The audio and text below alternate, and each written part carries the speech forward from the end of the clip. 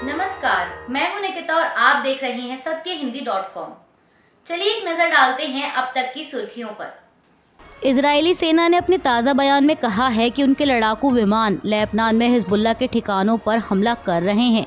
Media reports के मुताबिक Israel का ऐसा कहना है कि हिजबुल्लाह के मिसाइल और रॉकेट दागने की गतिविधियों का पता लगने के बाद यह कदम उठाया गया है। इजरायली डिफेंस फोर्स के प्रवक्ता डेनियल हगारी का कहना है कि हमने हिजबुल्लाह के मिसाइलों और रॉकेटों के हमलों को दूर करने के लिए अपनी आत्मरक्षा में लेबनान पर हमला किया है। इजराइल ने यह भी कहा कि लेबनान में हमला करने से पहले आम लोगों को तुरंत ही हिजबुल्लाह के इलाकों को छोड़ने की चेतावनी दे दी गई थी। आपको बता दें कि लगभग 3 दिन पहले भी इजरायली सेना ने दक्षिणी लेबनान में हिजबुल्लाह के 10 ठिकानों को निशाना बनाया था। इजरायली लड़ाकू विमानों ने लेबनान के अंदर हथियार डिपो और मिलिट्री बिल्डिंग्स को निशाना बनाया था। इस हमले के बाद लेबनान के स्वास्थ्य मंत्रालय का कहना था कि हमले में एक व्यक्ति की मौत हो गई और 30 लोग घायल हुए। अब इसके जवाब में हिजबुल्लाह ने गोलान हाइट्स के इलाके में 50 से भी ज़्यादा मिसाइलें दागी। हिजबुल्लाह का कहना था कि उसने अपने मिलिट्री कमांडर फौद शुक्र की हत्या का बदला लेने के लिए इजराइल पर ड्रोन और मिसाइलों से हमला किया था और अब इजराइल द्वारा इसी हमले की जवाबी कार्रवाई जारी है। इजराइल और हिजबुल्लाह में बढ़ते तनाव के बीच इजरायली प्रधानमंत्री बेंजामिन नेतन्याहू ने अपने मंत्रिमंडल की एक आपात सुरक्षा बैठक बुलाई है। इजरायली पीएम ने तेल अवीव में इमरजेंसी नेशनल सिक्योरिटी मीटिंग को संबोधित करते हुए कहा कि हम अपने देश की रक्षा करने और निवासियों को सुरक्षित रूप से उनके घरों तक वापस लाने के लिए सब कुछ करने के लिए तैयार हैं। जो कोई भी हमें चोट पहुंचाने की कोशिश करेगा, हम उसे चोट पहुंचाएंगे। नेतन्याहू ने यह भी कहा कि हमारी सेना ने इजराइल पर हमला करने की हिजबुल्लाह की तैयारी का पता लगाने के लिए दिन रात काम किया है। हमारी सेना की तैयारी के चलते हम हिजबुल्लाह के हज़ारों रॉकेटों को नष्ट करने में सफल हो पाए हैं। मीडिया रिपोर्ट्स के मुताबिक हिजबुल्लाह के ठिकानों पर हमले के मद्देनज़र इजराइल में एहतियातन 48 घंटे के लिए इमरजेंसी लगा दी गई है। लोकसभा में नेता विपक्ष राहुल गांधी ने अपने एक अन्य बयान में कहा कि जातिगत जनगणना से आबादी पता चलेगी वो बहुत ज़रूरी है, क्योंकि भागीदारी से पहले आबादी पता करना ज़रूरी है। यह पता करना ज़रूरी है कि भारत में धन किस तरह से बांटा जा रहा है, ओबीसी और दलितों के पास कितना धन है, यह पता करना ज़रूरी है। कांग्रेस नेता ने कहा कि अगर कोई यह सोचता है कि जातिगत जनगणना को रोका जा सकता है तो मैं यह बता दूं कि यह होकर ही रहेगा। इसके साथ ही सामाजिक और आर्थिक सर्वे भी होकर रहेगा। राहुल ने आगे प्रधानमंत्री मोदी का जिक्र करते हुए सीधा कहा कि अगर प्रधानमंत्री जातिगत जनगणना नहीं कराएंगे तो फिर दूसरे प्रधानमंत्री यह कराएंगे और वह दूसरे प्रधानमंत्री को ऐसा करते देखेंगे। उत्तर प्रदेश के प्रयागराज में शनिवार को कांग्रेस द्वारा आयोजित संविधान सम्मान समारोह को लेकर बसपा प्रमुख मायावती ने कांग्रेस पर तीखा हमला बोला है। मायावती ने एक्स पर लिखा कि कल प्रयागराज में संविधान सम्मान समारोह करने वाली कांग्रेस पार्टी को बाबा साहेब डॉक्टर भीमराव अंबेडकर के अनुयायी कभी माफ नहीं करेंगे। जिसने संविधान के मुख्य निर्माता बाबा साहेब को उनके जीते जी व देहांत के बाद भी भारत रत्न की उपाधि से सम्मानित नहीं किया। बसपा प्रमुख ने आगे लिखा कि बाबा साहेब की मूवमेंट को गति देने वाले माननीय श्री कांशीराम जी का देहांत होने पर इसी कांग्रेस ने केंद्र में अपनी सरकार के रहते इनके सम्मान में एक दिन का भी राष्ट्रीय शोक तथा सपा सरकार ने भी राजकीय शोक घोषित नहीं किया। इनकी ऐसी दोगली सोच, चाल और चरित्र से जरूर सजग रहें। मायावती इतने पर ही नहीं रुकी, उन्होंने आगे जातीय जनगणना के मुद्दे पर भी कांग्रेस को घेरते हुए कहा कि केंद्र में बीजेपी की सत्ता आने से पहले कांग्रेस ने अपनी सरकार में जातीय जनगणना क्यों नहीं कराई थी। मायावती ने पूछा कि जो अब इसकी बात कर रहे हैं जवाब दें, जबकि बीएसपी इसकी हमेशा ही पक्षधर रही है, क्योंकि इसका होना कमज़ोर वर्गों के हित में बहुत ज़रूरी है। इतना ही नहीं, संविधान के तहत SC/ST को मिले आरक्षण में अब वर्गीकरण व क्रीमी लेयर के जरिए इसे निष्प्रभावी बनाने व खत्म करने की चल रही साजिश के विरोध में कांग्रेस, समाजवादी पार्टी और बीजेपी आदि का भी चुप्पी साधे रखना, क्या यही इनका दलित प्रेम है? बसपा प्रमुख ने फिर दोहराया कि सचेत रहें। तृणमूल कांग्रेस के नेता डेरेक ओब्रायन ने वित्त मंत्री निर्मला सीतारमण को एक पत्र लिखा है। इस पत्र में टीएमसी नेता ने आगामी जीएसटी परिषद की बैठक में स्वास्थ्य और जीवन बीमा प्रीमियम पर जीएसटी वापस लेने की मांग की है। असम के मुख्यमंत्री हेमंत बिस्वा शर्मा ने कहा कि अवैध रूप से भारत में प्रवेश करने वाले 2 बांग्लादेशी नागरिकों को असम में पकड़ा गया और उन्हें उनके देश वापस भेज दिया गया। सीएम शर्मा ने एक्स पर जानकारी देते हुए लिखा कि असम पुलिस ने बदरपुर रेलवे स्टेशन पर 2 बांग्लादेशी नागरिकों को पकड़ा और शुक्रवार रात को उन्हें बांग्लादेश वापस भेज दिया गया।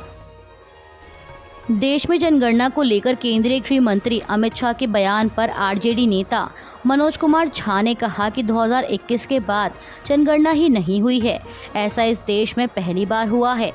आरजेडी नेता ने कहा कि क्यों रोके हुए हैं, चिंता होती है, संदेह होता है कि इतना विशाल देश जहां बड़े से बड़े मुश्किल दौर में भी जनगणना नहीं रुकी, इसके लिए कोई रॉकेट साइंस नहीं चाहिए, बल्कि एक कॉलम जोड़ना है और उस कॉलम के आधार पर समाज की हकीकत सामने आ जाएगी। अगर हम यह हासिल नहीं करना चाहते तो जाहिर तौर पर हम उसी व्यवस्था को बनाए रखना चाहते हैं कि 2.5 से 3% लोग 96% लोगों की तकदीर का लगातार फैसला करते रहें। केंद्रीय गृह मंत्री अमित शाह ने कल शनिवार को छत्तीसगढ़ में कार्यक्रम को संबोधित करते हुए देश में जनगणना कराने को लेकर टिप्पणी की है।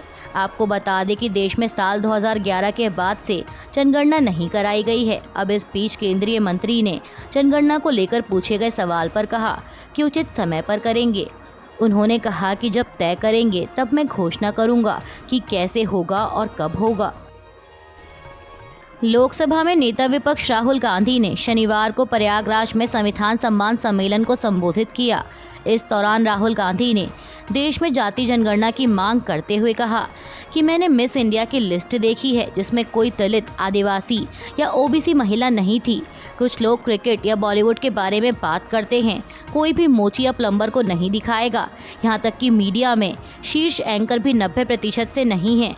हम जानना चाहते हैं कि संस्थानों, कॉरपोरेट्स, बॉलीवुड, मिस इंडिया में कितने लोग 90% से हैं।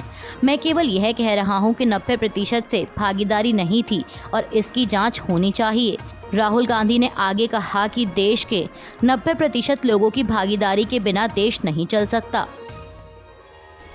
कांग्रेस नेता राहुल गांधी ने प्रधानमंत्री मोदी पर भी कटाक्ष करते हुए आगे सवाल किया कि वे कहेंगे कि मोदी जी ने किसी को गले लगाया और हम महाशक्ति बन गए।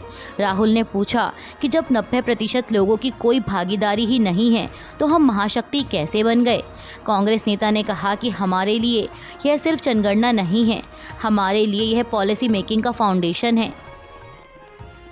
केंद्र सरकार ने कल शनिवार को नई पेंशन योजना यानी यूनिफाइड पेंशन स्कीम को मंजूरी दे दी है। रेल मंत्री अश्विनी वैष्णव ने कहा कि प्रधानमंत्री नरेंद्र मोदी की अध्यक्षता में यूनियन कैबिनेट ने यूनिफाइड पेंशन स्कीम को मंजूरी दे दी और इस योजना को आने वाले समय में लागू किया जाएगा। रेल मंत्री ने बताया कि इस योजना के 5 महत्वपूर्ण स्तंभ हैं। इसमें 50% तय पेंशन इस योजना का पहला स्तंभ है। यह राशि रिटायरमेंट से पहले के 12 महीनों की औसत बेसिक पे का 50% होगा। इस तय राशि के लिए 25 वर्ष की सेवा अनिवार्य है।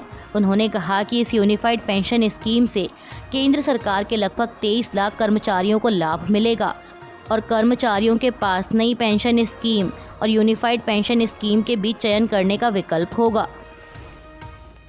जम्मू कश्मीर में चुनाव की तारीखों की घोषणा के बाद राजनीतिक दलों ने अपनी कमर कस ली है।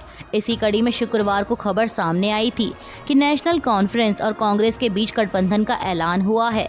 अब इसके बाद कल यानी शनिवार को पीडीपी प्रमुख महबूबा मुफ्ती का भी गठबंधन और सीट शेयरिंग पर बयान आया है। मीडिया रिपोर्ट्स के मुताबिक महबूबा मुफ्ती ने कहा कि अगर कांग्रेस और नेशनल कॉन्फ्रेंस हमारे एजेंडे को अपनाने के लिए तैयार हैं कि रेजोल्यूशन ऑफ कश्मीर ज़रूरी है तो हम उनको बोलेंगे कि आप सारी सीटों पर लड़ो, हम भी आपके पीछे पीछे चलेंगे। पीडीपी प्रमुख ने कहा कि मेरे लिए रेजोल्यूशन ऑफ कश्मीर की समस्या सबसे बड़ी समस्या है, सीट शेयरिंग मेरे लिए कोई मायने नहीं रखता। उन्होंने कहा कि गठबंधन सीटों के बंटवारे पर नहीं होगा, एजेंडे पर होगा और हमारा एजेंडा जम्मू कश्मीर की समस्या का समाधान है। जम्मू कश्मीर पिछले 77 सालों से मुसीबत में है और हमारी लड़ाई सम्मान को लेकर है। केंद्रीय गृह मंत्री अमित शाह ने आगे भारत में नक्सल समस्या के मुद्दे को लेकर कहा कि पहले 10 वर्षों में 6,617 सुरक्षाकर्मी और नागरिकों की मृत्यु हुई थी और अब इसमें 70% की कमी आई है। मुझे विश्वास है कि हमारी लड़ाई अंतिम चरण में पहुंच गई है और हम देश को मार्च 2026 तक पूरी तरह से नक्सल समस्या से मुक्त कर पाएंगे। अमित शाह ने नक्सलियों से हथियार डालने का भी आग्रह किया और कहा कि छत्तीसगढ़ सरकार 1-2 महीने में नए रूप वाली आत्मसमर्पण नीति की घोषणा करेगी। अमित शाह के नक्सल मुक्त भारत वाले बयान पर छत्तीसगढ़ कांग्रेस अध्यक्ष दीपक बैज ने कहा कि वे पिछले 10 सालों से यही बात बोल रहे हैं। नक्सलवाद को खत्म करने के लिए उनके पास ना तो कोई नीति है और ना ही कोई योजना है। भाजपा के सत्ता में आने के बाद उन्होंने फर्जी मुठभेड़ें शुरू कर दी और आज बस्तर दहशत के माहौल में जी रहा है। मैसेजिंग ऐप टेलीग्राम के चीफ एग्जीक्यूटिव पावेल दुरोव को फ्रांस की पुलिस ने गिरफ्तार कर लिया है। फ्रांस के मीडिया के मुताबिक पावेल दुरोव अपने प्राइवेट जेट से पेरिस के ले बोर्गेत एयरपोर्ट पहुंचे थे, जहां से पुलिस ने उनको गिरफ्तार किया। फ्रांस के पुलिस अधिकारियों के अनुसार 39 वर्षीय दुरोव को मैसेजिंग ऐप से संबंधित अपराधों के लिए वारंट के तहत गिरफ्तार किया गया है। अभी के लिए बस इतना ही। बाकी की खबरों के लिए बने रहिए सत्यहिंदी.com के साथ।